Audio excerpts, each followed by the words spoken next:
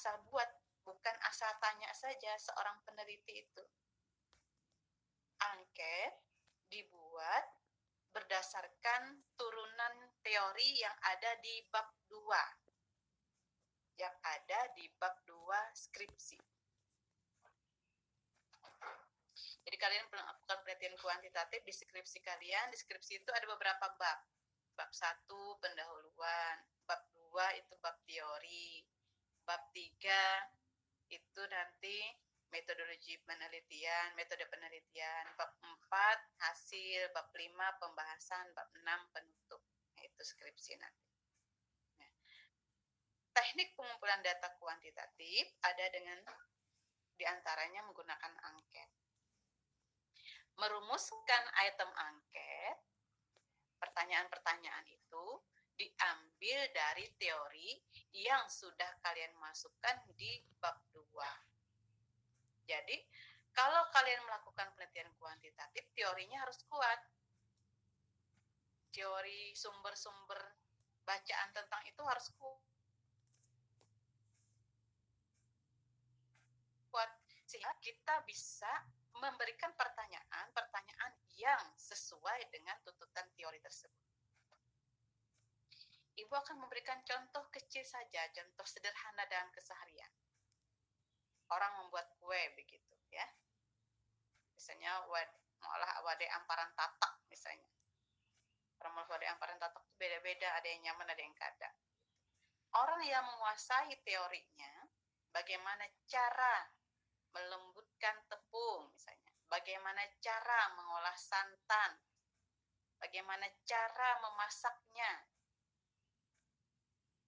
Nah, orang yang menguasai itu, apabila ingin mengajarin orang, maka ada indikator-indikator yang harus dikuasai. Misalnya orang tua ngajarin anaknya, harus ada beberapa hal indikator-indikator yang harus dikuasai. Bagian-bagian yang harus dikuasai itulah menjadi bagian-bagian teori bagaimana cara membuat sebuah kue amparan tatak yang enak misalnya. Jadi teorinya harus ada. Kalau teori cara membuat amparan tataknya kadada, nah, ya standar aja 25 sampai 30 atau 20 sampai 30 begitu. Yang penting dia mewakili dari indikator-indikator yang ada di teori itu.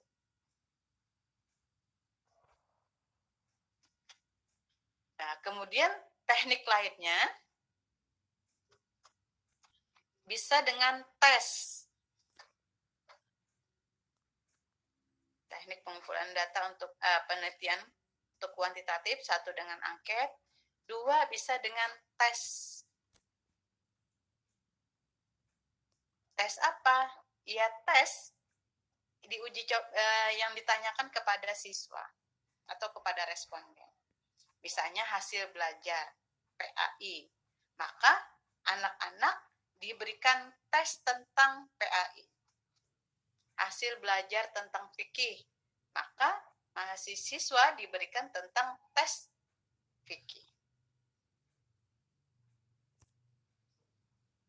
Apakah dalam satu penelitian itu bisa beberapa macam cara pengambilan datanya? Bisa.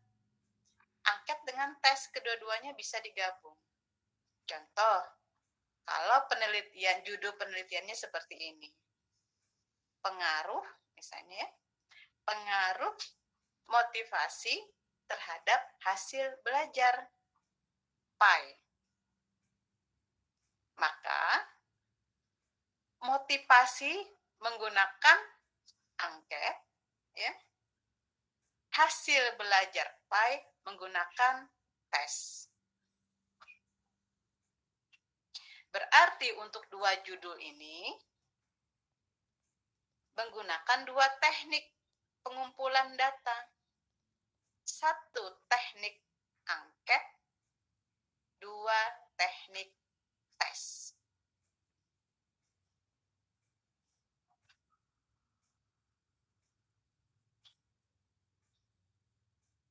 Coba kalian buat contoh lagi. Kira-kira teknik pengumpulan datanya itu dengan apa? Ibu dulu yang contoh kalian dulu pernah buat catatan kalian. Judul penelitiannya apa? Teknik pengumpulan data berarti dengan apa?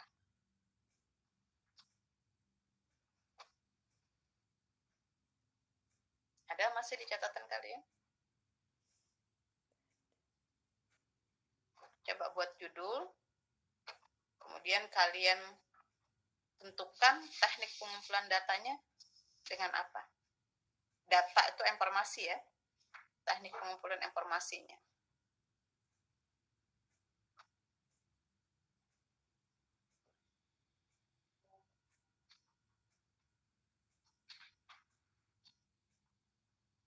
Ada yang masih nyimpan judulnya dulu?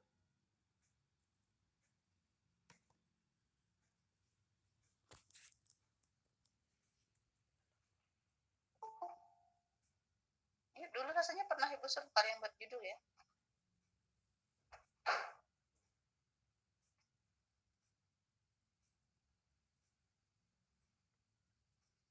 Yuk, Nurul Anissa. Ada Bu, tunggu dulu. Tapi di laptop sebentar lah.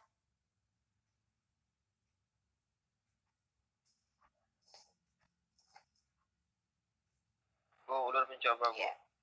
Ambil contoh. Silakan. Misalnya Bu, pengaruh organisasi LP3M terhadap tingkat keberhasilan mengaji. Oke, berarti tekniknya pengumpulan data dengan apa? Angket sama jadi tes Bu untuk kualitas, mengetahui kualitas ngajinya Bu. Angket untuk mengetahui tentang kegiatan LPTKM-nya, kemudian mengaji. Tes apa? Tes yang diberikan? Baca Quran Bu. Tes baca Quran, baik. Oke, berarti untuk judul tersebut ada dua teknik yang dipakai, teknik angket dan teknik tes. Oke, jadi hasil-hasil yang diperoleh semuanya nanti dalam bentuk angka.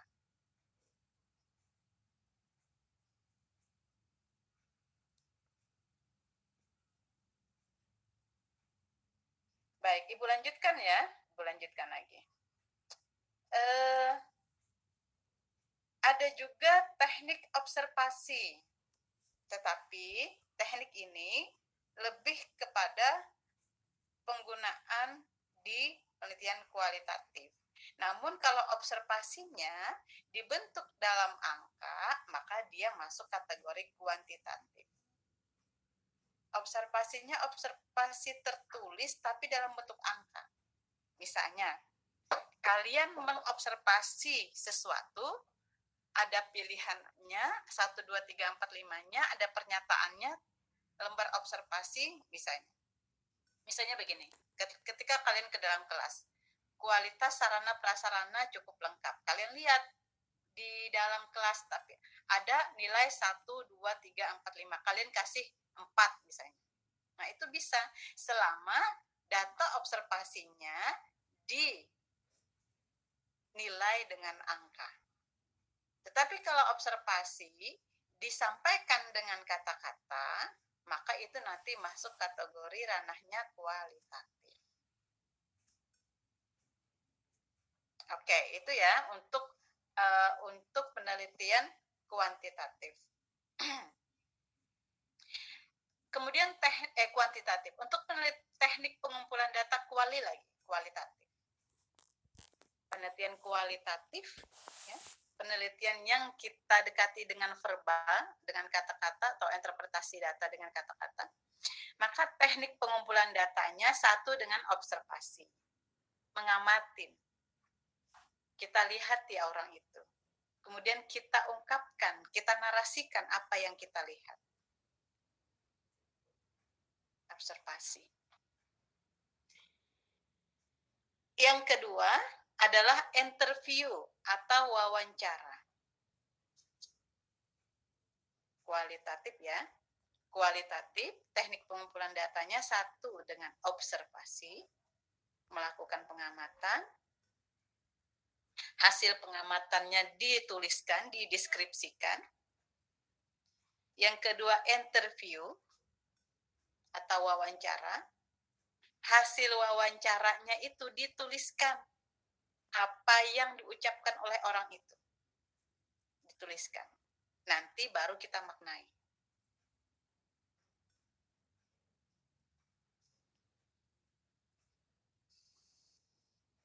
Yang ketiga, dokumentasi. Dokumen, bukan dokumentasi, sorry. Dokumen. Informasi yang didapatkan dalam bentuk dokumen. Seperti apa dokumen itu? Contoh, materi pelajaran, itu dokumen. Daftar hadir. Apalagi? Jadwal pelajaran, itu dokumen. Peraturan-peraturan yang ada di sekolah, itu dokumen. Jadi dokumen itu adalah data, sesuatu dokumen, lembaran atau dokumen yang di kertas-kertas itu loh, yang memberikan informasi ke kita untuk mendukung jawaban penelitian kita. Misalnya kita ingin meneliti tentang motivasi tadi, maka kira-kira dokumen yang mendukung terkait motivasi apa?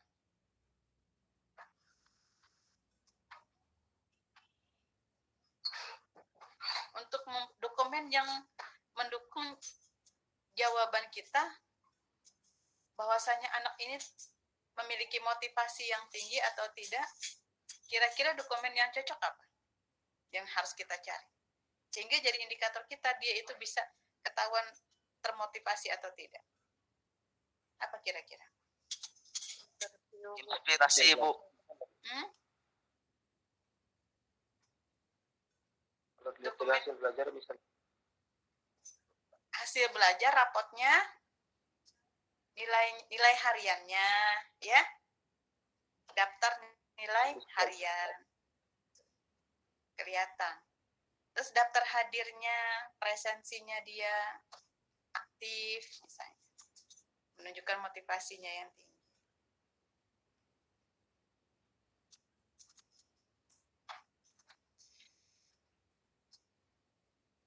Ya. Kemudian misalnya tentang yang EPTQ tadi, yang EPTQ tadi. Kalau ingin mencari dokumen misalnya kita judulnya kayak gini, peran pelatih misalnya, ya. Peran kebijakan pemerintah daerah dalam meningkatkan prestasi putra daerah misalnya begitu. Kira-kira dokumen yang diperlukan apa? Harus adanya bimbingan, Bu. Dokumennya, bukan harus ada bimbingan, tapi dokumen. Apa tadi, Bu? Menjawab peran, misalnya peran pemerintah dalam memperhatikan atau dalam meningkatkan prestasi putra daerah. Biaya siswa, Bu. Dokumennya. Dokumen apa yang kira-kira? Beasiswa berarti dokumen terkait dengan SK beasiswa atau peraturan untuk kebijakan tentang beasiswa. Oke. Carikan pemateri paling, Bu. Dokumen untuk itu bukan dokumen itu lembaran kertas. Sepengetahuan saya ilegalitas ijazah, Bu. Ijazah. Oke, boleh. Jadi prestasi seperti sertifikat, Bu. Sertifikat, boleh. Banyaknya sertifikat yang dimiliki oleh para putra daerah, kayak gitu kan. Boleh. Apalagi? Ini peran pemerintah. Nah, dalam arti peran pemerintah, kalau dalam bentuk dokumen apa? Yang membuktikan kalau mereka itu memiliki peran. Data itu menunjukkan mereka memiliki peran. Sertifikat. Apa? Sertifikat apa? Dari misalnya lomba-lomba yang diikutinya. Iya, itu untuk siswanya, untuk Oh. prestasi mahasiswanya. Tapi peran pemerintahnya itu, nah, membuktikan pemerintah itu berperan. Melihat ada kontribusi dari pemerintah, tetapi datanya tuh kita dapatkan dari dokumen selain observasi dan wawancara. Ada dokumen yang mendukung itu. Kira-kira dokumen apa? Ujar pemerintah, kami menolong, kami membantu ujar pemerintah secara interview. Tetapi dokumen yang mendukung untuk ucapannya pemerintah itu apa? Sepengetahuan saya akreditasi perguruan tinggi, Bu. Apa? Sepengetahuan saya itu adalah akreditasi perguruan tinggi, Bu. Enggak, belum masuk dalam judul ini. Data Jadi bantuan dokumen itu dana. sesuai dengan judulnya. Peran pemerintah dalam meningkatkan prestasi putra daerah. Judulnya begitu. Data bantuan Pertama dana untuk organisasinya Bu yang ditingkatkan, terus diadakan pelatihan. Itu kegiatannya nanti sampai wawancara ke pemerintah. Bapak, kegiatan apa saja yang dilakukan untuk meningkatkan prestasi putra daerah? Kami mengadakan kegiatan ini, pelatihan ini, ini. Itu wawancara. Sekarang dalam bentuk dokumen. Tapi mendukung jawaban itu. Kan teknik pengumpulan data kualitatif itu ada observasi, ada wawancara, ada dokumen. Izin Bu, mungkin seperti peraturan daerah ataupun peraturan bupati yang dibuat Bu. Oke, itu. Ada program kerja daerah yang tertulis, yang di dalamnya mengatur tentang pelatihan, gitu. Pelatihan misalnya MTQ, pengadaan lomba MTQ, pengadaan pekan olahraga. Nah, itu ada ininya, ada program kerjanya dan ada SK-nya. Itulah yang disebut dengan dokumen yang mendukung judul. Tidak cuma sekedar kita percaya dengan kata-kata. Ujar pemerintahnya, sudah kami melakukan ini pelatihan, ini, kami adakan kegiatan lomba-lomba olahraga. Maka kalian harus mencari bukti dokumennya dengan cara apa? Cari SK terkait itu. Dalam kepanitiaannya pasti ada SK-nya.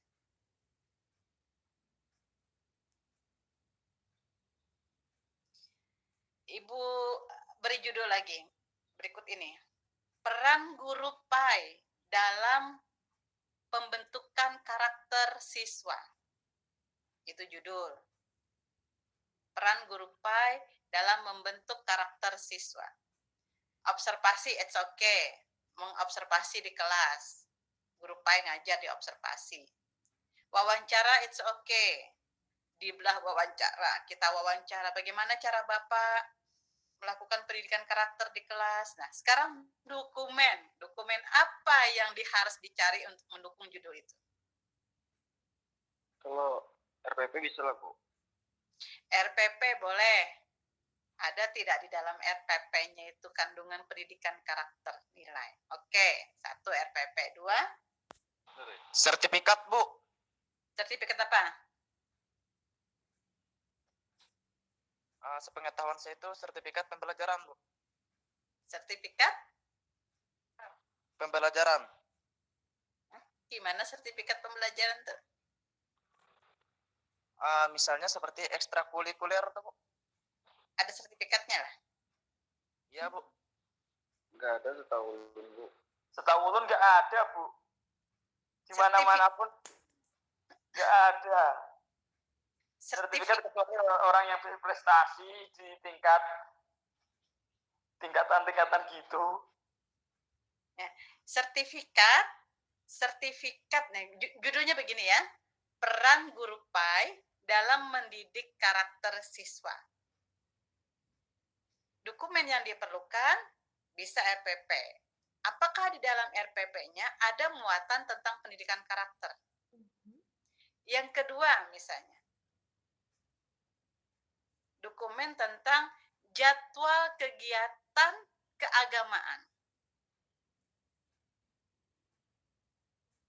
jam 7 ngaji. Ya.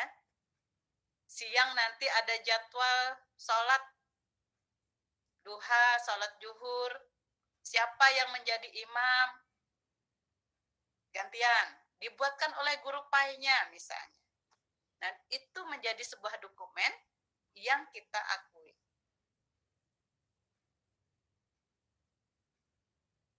Apalagi materi pelajaran. Materi pelajaran yang diberikan oleh guru PAI itu. Yang berhubungan dengan pendidikan karakter ada nggak materinya? Ada, Bu. Ada, ya. Seperti apa materinya? Misalnya, Judul materinya seperti apa? Misalnya psikologi, Bu, mengenal karakter anak itu, Bu. Guru PAI. Bukan guru psikologi, guru PAI. Di dalam pelajaran PAI yang kalian ingat tentang apa? Menerapkan akhlak. Tentang bermuamalah, ya. Berinteraksi dengan tentang akidah akhlak, menolong orang lain.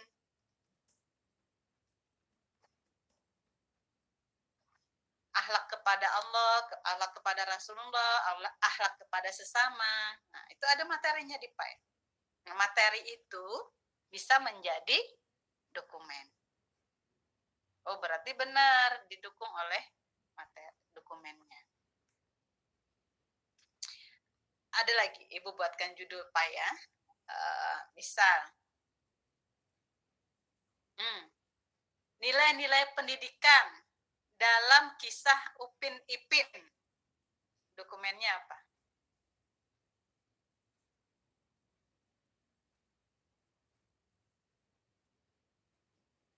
Nilai-nilai pendidikan dalam cerita dalam film Upin Ipin.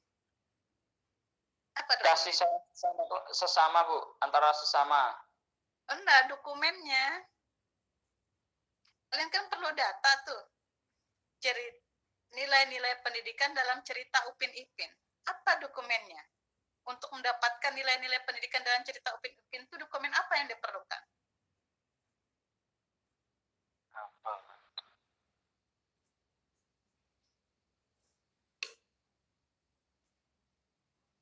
Kalau materi yang ada di episode Upin Ipin itu termasuk dokumen bukan? Iya, filmnya, dokumennya. Ada lagi lah, Bu. Karena kalian kan nggak bisa mengetahui nilai-nilai pendidikan itu dengan wawancara. Kan nonton film. Nah, ketika ada film itu ingin mengetahui nilai-nilai pendidikan itu nggak bisa wawancara dengan filmnya. Kecuali datang ke Malaysia sana, cari pembuat filmnya, cari pembuat ceritanya, lalu wawancara. Tapi kan terlalu jauh, terlalu berat. Maka sumber data, ini kan caranya teknik pengumpulan data kan? Teknik pengumpulan data. Sumber data yang paling besar memberikan sumbangsih untuk jawaban penelitian ini adalah dokumen film itu sendiri.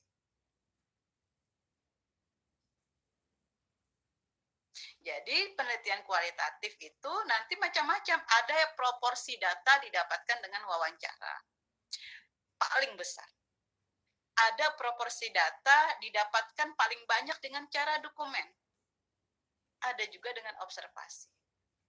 Jadi masing-masing punya proporsinya. Dan bisa jadi cuma ada 2 saja, misalnya interview dengan observasi saja. Dokumennya nggak ada. Dan bisa jadi dokumen dengan pengamatan saja, wawancara nggak ada. Bisa jadi. Tergantung konteks judul yang mau kita cari. Jawabannya.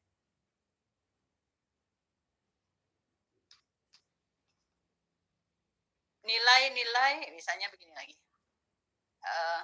Peran, lanjut ya. Peran orang tua.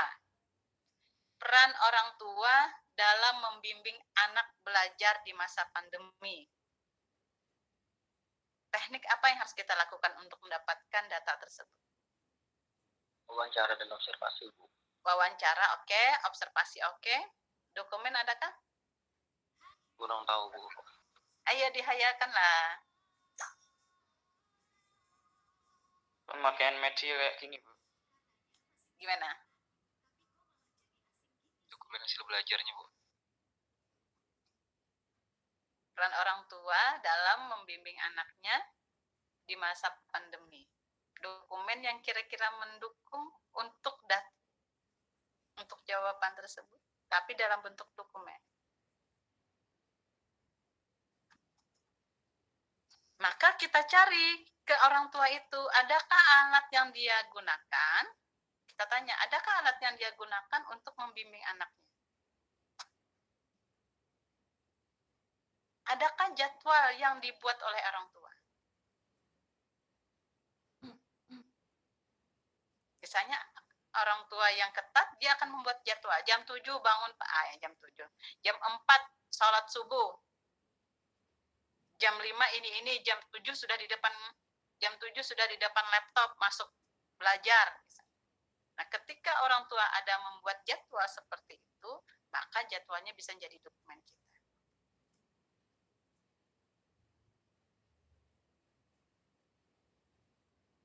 Sangat mungkin, ya.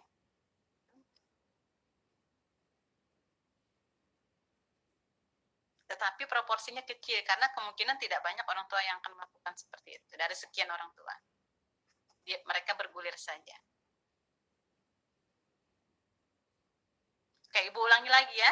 Kalau penelitian kuantitatif, teknik pengumpulan datanya dengan apa? Kuantitatif. Angket, Bu. Angket, terus? Angket, Kedua tes, Bu. Tes. observasi, Observasi, oke, observasi yang berbentuk angka. Terus teknik pengumpulan data kualitatif? Dokumentasi wawancara, Bu. yuk, Oke, dokumentasi, wawancara, observasi. 3 itu ya. Baik, selanjutnya. Tadi teknik pengumpulan data, ya. Selanjutnya ada yang disebut dengan teknik pengabsahan data. Ada teknik pengumpulan data, dalam skripsi itu ya, di bab 3 itu namanya teknik pengumpulan data. Selanjutnya ada teknik pengabsahan data. Bagaimana cara kita seorang peneliti mengabsahkan data? Kalau data yang kita ambil ini sah, benar, valid. Selanjutnya kita bagi dalam 2 bagian. Untuk penelitian kuantitatif ada caranya. Untuk penelitian kuantitatif itu dengan menggunakan validitas data. Menggunakan rumus korelasi product moment namanya. Dia pakai rumus untuk mengetahui data kita tuh valid atau tidak valid. Data angka tadi. Rumus apa tadi, Bu? Korelasi product moment.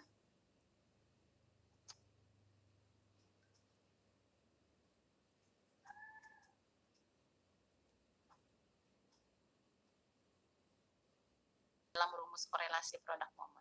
Untuk mengetahui data angka yang didapatkan melalui tes, data angka yang didapatkan tadi itu, apakah sudah absah atau tidak, sah atau tidak. Kemudian ada lagi yang disebut dengan uji reliabilitas. Reliable, data yang didapatkan itu reliable atau tidak.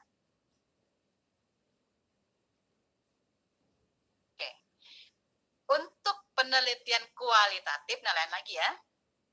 Kalau tadi angka itu pakai rumus. Untuk penelitian kualitatif, pengabsahan datanya dengan cara teknik triangulasi namanya. Silakan ditulis triangulasi. Kualitatif. Teknik yang dipakai untuk pengabsahan data dengan cara triangulasi. Apa itu triangulasi? Triangulasi itu adalah teknik yang memadukan, mensinkronkan antar data. Mensinkronkan antar data. Ditabrakkan data itu. Data yang dari pengamatan dari observasi, data dari wawancara, dan data dari dokumen. Misalnya seperti Ibu contohkan tadi itu, ujar pemerintahnya kami sering melakukan kegiatan-kegiatan pelatihan, kegiatan-kegiatan, tapi tidak ada bukti dokumen yang menunjukkan itu. Nggak ada satupun berita yang memuat itu. Berarti data itu bisa nggak valid, di aku aja.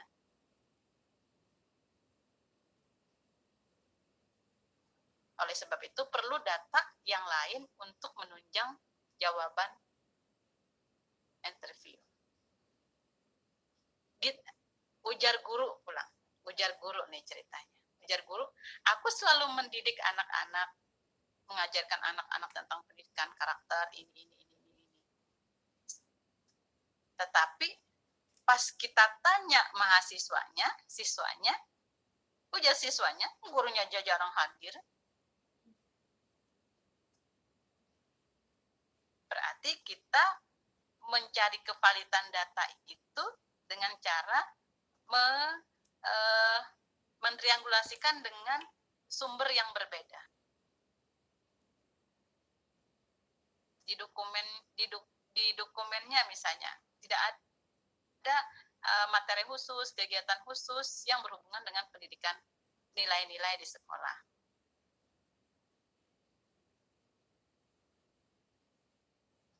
Kesimpulannya gurunya biasa-biasa aja, maksudnya tidak ada fokus khusus dalam pendidikan karakter. Jadi triangulasi itu adalah menyinkronkan, menghubungkan antar sumber data tadi. Jawaban-jawaban yang diberikan oleh sumber data. Entah itu dari data observasi yang kita lihat seperti ini. Di wawancara bagaimana? Dokumennya bagaimana? Sinkron tidak? Sama tidak? Kalau sama berarti data valid. Absah datanya.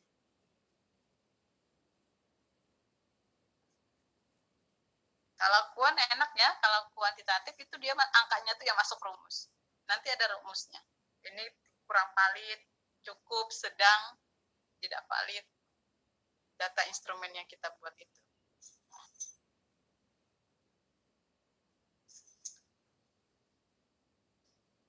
Oke, sampai situ yang bisa Ibu sampaikan untuk hari ini ya, teknik pengumpulan data dan teknik pengabsahan data. Silakan kalian baca sumber bacaan yang pernah Ibu referensikan, itu bukunya Sugiono ya. Bukunya Sugiono, di situ ada teknik pengumpulan data, ada juga teknik pengabsahan data. Ada triangulasi di sana. Dan itu pasti akan keluar di skripsi kalian. Pasti dibuat dalam skripsi kalian. Dalam poin-poin deskripsi itu, teknik pengumpulan data kamu pakai apa untuk mencari penelitian kamu ini. Terus teknik mengabsah datanya pakai apa? Triangulasi. Triangulasinya kayak apa? Menghubungkan observasi dengan wawancara. Menghubungkan wawancara dengan hasil dokumen. Menghubungkan hasil dokumen dengan pengamatan.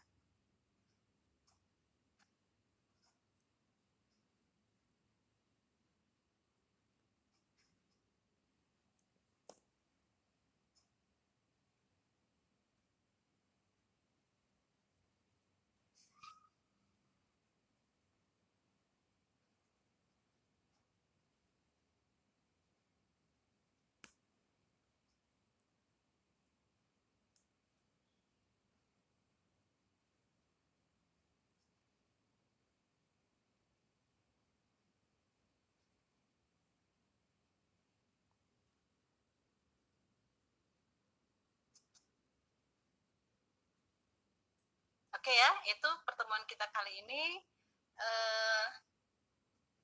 Minggu depan, mungkin pertemuan minggu depan itu tanggal berapa ya? Hari ini tanggal, masih ada ya, minggu depan itu masih tanggal 20, masih sekali masuk lagi. Nanti kita tanggal 29 tetap masuk, berarti 2 kali masuk lagi sebelum hari raya. Gak apa-apa, kalian mau pulang kampung juga gak apa-apa, kita kan online juga. Baik, demikian pertemuan